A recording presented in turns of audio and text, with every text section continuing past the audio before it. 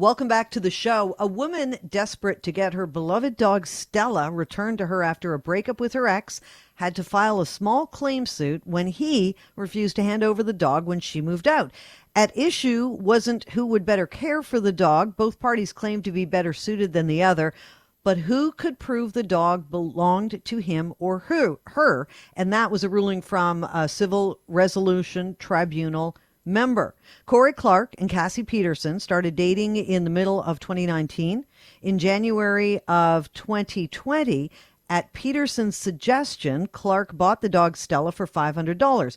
They weren't yet living together. Peterson lived with her aunt. Clark lived in a basement suite of his parents' home. On March of last year, Peterson moved into Clark's suite. 2 months later, they split. They traded texts that made it clear that Clark, the guy, intended to donate the dog Stella to Peterson and that she was going to move from BC. And apparently the guy stated in several texts that he knew he would never see Stella again once Miss Peterson moved to Alberta. Peterson also paid significantly more of Stella's expenses, including vet bills, which suggest a conclusion that the parties intended Stella to be Miss Peterson's dog. While Peterson was packing for the move, Mr. Clark took Stella and refused to return her. I mean, it sounds kind of funny to me anyway, but I can imagine as people who don't have kids look at their pets as their children, it can be as simple as seeming like a sort of a fight for custody. Joining us to talk about this is Laura Paris, associate lawyer at Shulman Partners LLP. Laura, Happy New Year. Welcome back to the show. Happy New Year. Thanks for having me. Didn't think the first time we spoke in 2021 would be about animals, but I thought this was pretty interesting. It really does come down to almost a custody dispute. It absolutely does. And I think you kind of hit the nail on the head when we were talking about, kind of couples that don't have children. When you do share a pet, you do see that the issues or the way that they feel towards their pets do elevate to an extent to what I see, on a daily basis in terms of custody disputes over children. The issue is, however, is that the court doesn't see it that way. So while we may look at our pets in a manner that they are akin or equivalent to a child or close enough, the court views pets as property. I guess so this is interesting. It really came down to a gift being a gift. And the gift was not, as far as I know, and you can correct me if I'm wrong, not that she suggested he buy the dog, but when she decided to move, there were text messages saying that he intended to donate the dog to her.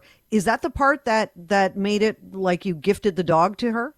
Yes, without knowing the full facts of the case and without, and also appreciating the fact that this happened in a different province, applying this back to Ontario law and how we deal with it here, yes, the key indicator would be the fact that there was an expressed intention following the purchase of the dog that the dog was going to be gifted or donated to the other party. Had that conversation never taken place, then the gentleman as the rightful purchaser of the dog would have had this stronger claim to over the property of the dog.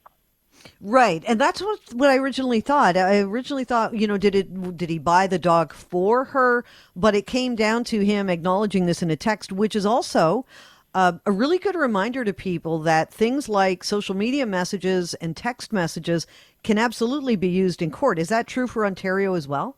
Absolutely, and I think that this is the thing that a lot of people seem to forget, that especially in today's day and age where we're so quick to send a text message or comment on a social media post or whatever it may be.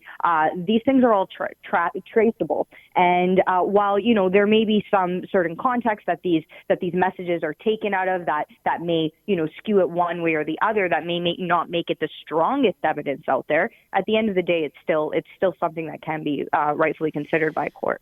I am putting you on the spot here, and I don't mean to do this, so if you can't think of anything, don't worry about it. But it just occurred to me, in any case that you have been involved in, has text messages, Facebook posts, anything like that come into play?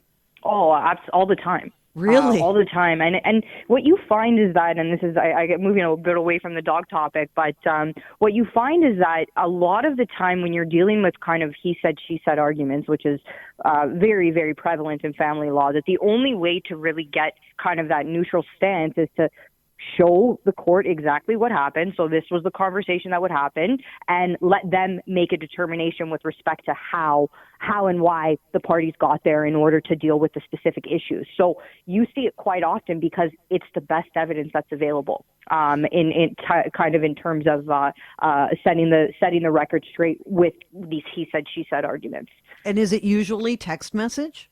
For the most part, I mean, from time to time, you see, social media posts.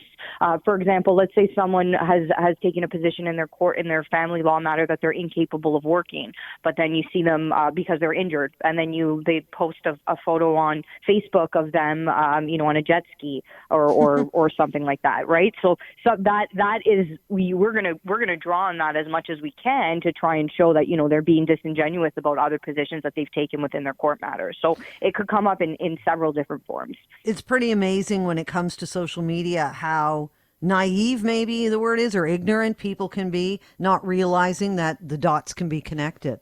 Absolutely, and I think it just comes down to a convenience thing. It's become almost like an extra limb for us, right? You have your phone in your hand at all times. Something pops up in your mind, you want to talk about it. A lot of people are used to, expressing those opinions on Twitter or on Instagram or to a friend or et cetera. It's become so commonplace that for sure. I mean, it happens more often than less that these are ways that we can use to, get people or catch people in lies or whatever the case may be. But you have not in your practice seen a custody over a dog or cat or any pet issue? I've seen it happen in terms of, negotiations when we're talking about a separation agreement. I have not actually dealt with the issue before a court. Ontario courts have dealt with it. There is some precedence that is available on it, but for the most part, what the courts acknowledge is that it is kind of a difficult situation because again, it's you don't want to tell a pet parent, and me myself being a pet parent, I don't want to hear someone say to me, "Well, your dog's just property," and right. All that matters is who paid for it, and other than that, they don't matter. So the court has definitely acknowledged that that pets are elevated over and above property, but our core resources aren't there to be dealing with pets. And I think that the sentiment that the court wants to set out to people more than anything is try to deal with these issues amongst yourselves and find an amicable way to deal with it. Because if you leave it to us to deal with it, you're not going to like the outcome. So that's kind of the general sentiment that I'd say is coming out of the courts in Ontario on this. Laura Paris, great to have you on. Thank you so much for this. Thank you. Laura is an associate lawyer at Shulman Partners LLP. You're listening to The Night Side.